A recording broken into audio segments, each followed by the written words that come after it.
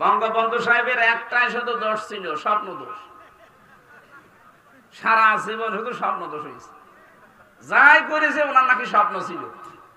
এজন্য ওনার কোনো দোষ আমরা পাই না। একটা দোষ ছিল, কি দোষ বলেন বলেন? স্বপ্ন দোষ ছিল। এই স্বপ্ন দোষটা যদি না থাকতো তাহলে আমাদের মনে হয় এত কিছু হইতো না। এই স্বপ্ন দোষের কারণে বড় বড় মেগার নাম নিয়েছে, মেগা প্রজেক্টের নাম নিয়ে মেগা ডাকাতি করেছে। কালকে আমিরে জামাত ডক্টর শফিকুর রহমান হাফিজাহুল্লাহ উনি আমাদের কুষ্টিয়া ছিলেন। উনি বলছিলেন এই দেশে যত মেগা প্রকল্প চালু করেছে সব জায়গায় মেগা ডাকাতি করেছে। রূপপুর পারমাণবিক কেন্দ্র নাম শোনেননি? পাবনা, ওখান থেকে ৬১,০০০ কোটি টাকার উপরে মারিং কাটিং করেছে।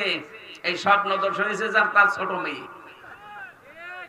আল্লাহর ওলিরা দুইজন তো পালিয়েছে, খালি বড়টার নাম নেওয়া হয়। ছোটটা যে কত বড় ডাকাত ছিল, ছোটটার মেয়ের নামে এখন দুদকে অনুসন্ধান চলছে আমেরিকায়।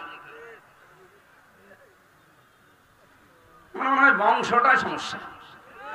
বংশ যেখানে যেখানে আছে চোর আর ডাকাত ছাড়া একটা ভালো মানুষ পাচ্ছি না।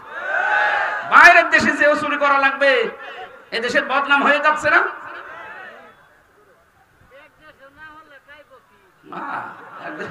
খাইব কি? ঠিকই বলিস, আল্লাহর ওলি বুঝে হয়েছে।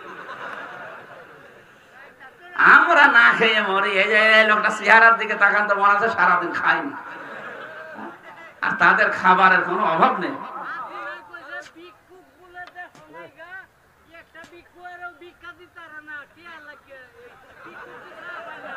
আলহামদুলিল্লাহ ভাই, আপনি চুপ করেন। আলহামদুলিল্লাহ মামা ভাঙতে নেই।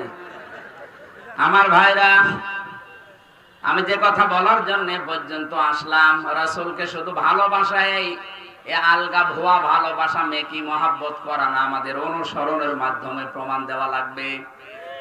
নবীজি একেবারে যারা মিলাদ পড়ে খালি জিলাপি খান আর খেচুড়ি খান। মিলাদ বোঝেন?